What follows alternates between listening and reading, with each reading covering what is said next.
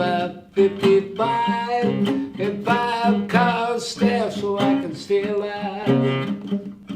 That sucker went and froze in the bank on me. Life is not that what we think.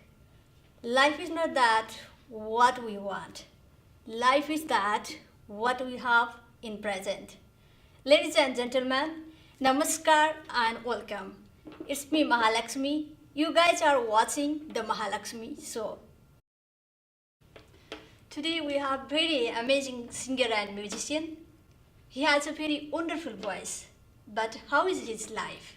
How is his story? We'll listen from him. He's Mr. Clint. Let's welcome him. Clint, welcome to the Mahalaxmi show. Nice to see you, Mahalaxmi. How is everything going on? It's going all right. I like the Orlando weather. It's a lot nicer than snow. That means you moved from a snow place, cold place? South Dakota. South Dakota. You were born in South Dakota? Nope, I was born right here in Orlando. That means your parents, they used to live over there? Yeah, they lived in South Dakota. They were my adoptive parents. How about your biological parents? The ones that I never seen them. I never got to meet them. So even you didn't know anything about your mother also? No, she called me one time. I was in the renewal center up at Hazelden, and she called me, and I lied to her, told her I had a great life, because I was the only one adopted out of 8 children. So are your parents origin from United States? They came from Latvia. My 2 parents commuted from Latvia to Cuba. Cuba. After then? And that's where I was conceived at. And then they came to Orlando, and this is where I was born, in Orlando, Florida. And when you were born in Orlando, so where you guys used to live? Well, I don't know where my mom lived. My adoptive parents took me to Clinton, Pennsylvania. And that's where they gave me my name, Clinton. And then from there we went to South Dakota. And that's where I grew up at, in South Dakota. How about your adopted parents? How were my adoptive parents? Yes. They were middle class. You know, I grew up in a pretty, middle class neighborhood. Kind of like Leave It to Beaver when I was a kid. But they weren't very affectionate people. They were. But they loved you very much, right? Because they adopted you. Well, that's what everybody says, but yeah, they, I guess, loved me in their own way. But it was a different world back then, than it is now. Just like you said at the beginning of the show, I mean, it's what we have now.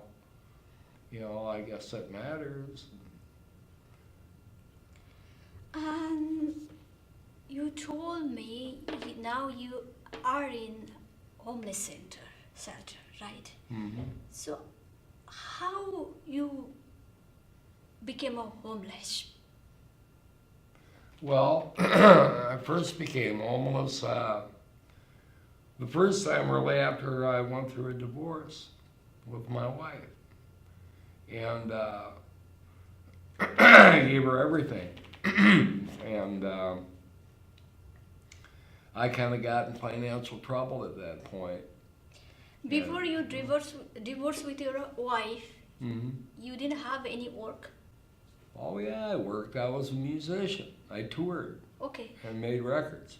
Then after marriage, why you became a homeless? I guess a real way to look at that was that I went through quite a period where I had a lot of self-pity. One feels pretty bad when you lose all that. You feel kind of abandoned. So at that point in my life, after everything I had done, I mean, I pretty much just threw my hands up and headed for the beer store. How old you were when you became a homeless? How old was I? I probably was about 42 years old. 42. That means you have kids.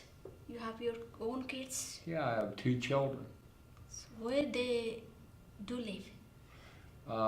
Dylan lives in Wisconsin somewhere. I don't know where he's at. I've tried to get a hold of him. I don't know where he's at. Devin, my other son, lives in Shakopee, Minnesota. They contact you? They call No. you? They come here? No. What is the reason they don't want to contact you at all? I wish I knew. If I knew, So you never try to contact your own kids? yeah. Yeah. To the point with my ex-wife where she'd told Dylan was, 14, 15 years old, and she'd keep putting restraining orders on me every time I tried to get a hold of him. And all of a sudden one day he was 18 years old. He's a man now. He's 21 now. So right now you are alone, nobody with you, Yeah. and you are living in homeless shelter, Yeah. right? What is your homeless shelter name? The rescue mission of Orlando. Rescue Mission Orlando. Yeah. So this is your first homeless shelter? Right. And they treat you very well there. When you became a homeless,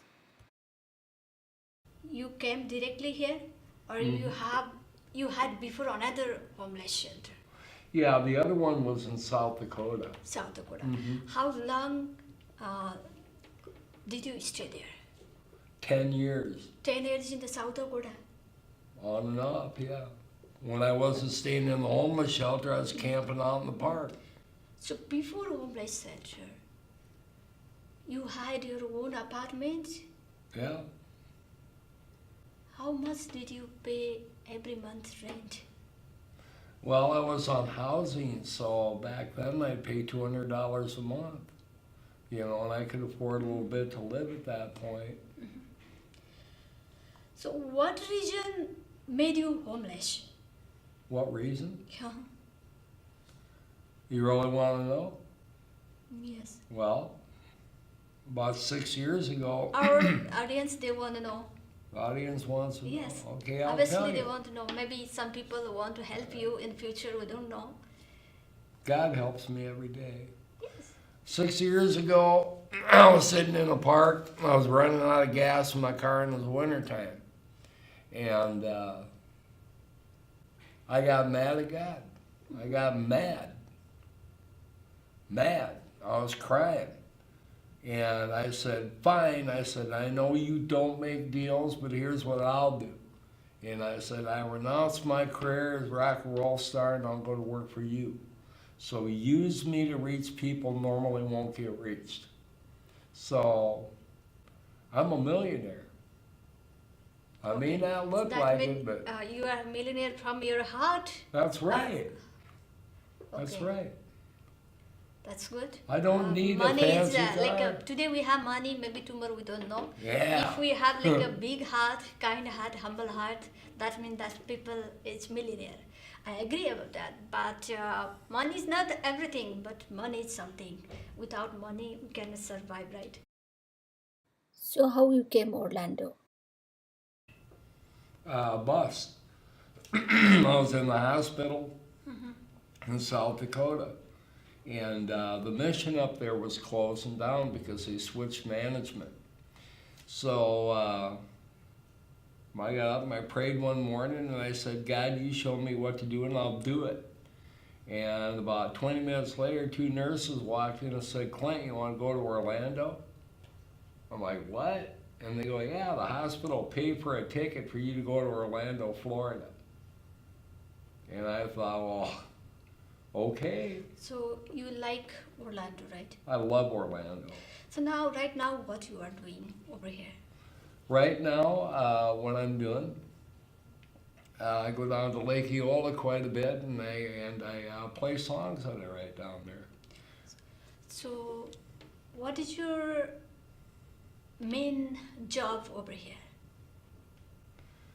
To make sure people know that God loves them, and to make sure that People likes your song and music. yeah, yeah, yeah. It's not about me anymore, though. It's not about me. It's about spreading a positive message to people, you know, of love and peace. You know, that's what That we means want. you want to spread love and peace through music and Yes. song, right? Yeah, this That's is the right. one kind of good therapy. Like people can get the peace and happiness from inside and outside. You know. So do you have any relationships over here? They comes and they call you, they meet you. No, I don't have anybody on my phone I can call that cares whether I live or die. You know, I'm alone. So, and how people will behave, like other people will behave to the homeless people.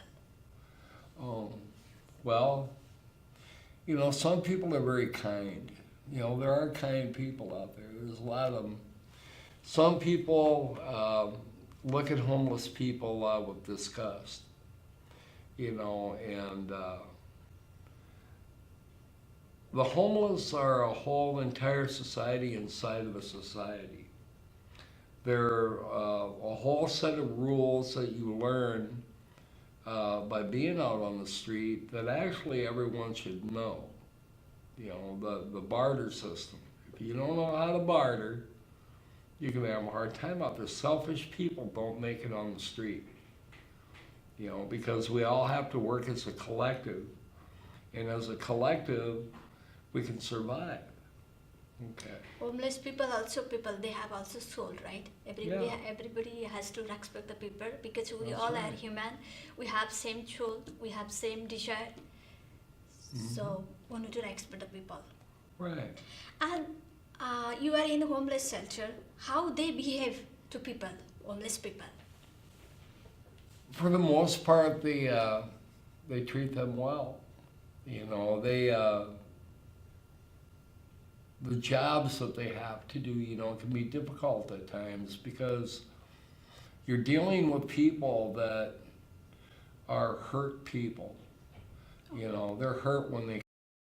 That's right. That means you are satisfied in your homeless shelter. Well, I'm okay for now. I mean, I'm trying to find somewhere to live, but it's not that easy on the budget. How difficult to be a homeless person? How difficult? Well, some people, some people can deal with it, and then there's others that have a real hard time with it. I had a friend in South Dakota come up to me, and I knew him well. You know, he was a guitar player in another band up there that I knew. And he had been down there 2 weeks, and he come up to me in the hall one day, and he's just crying. And I says, well, what's wrong? He says, I can't take it out here, man. I can't take it, you know. And it's like, dude, man, I've been out here for years.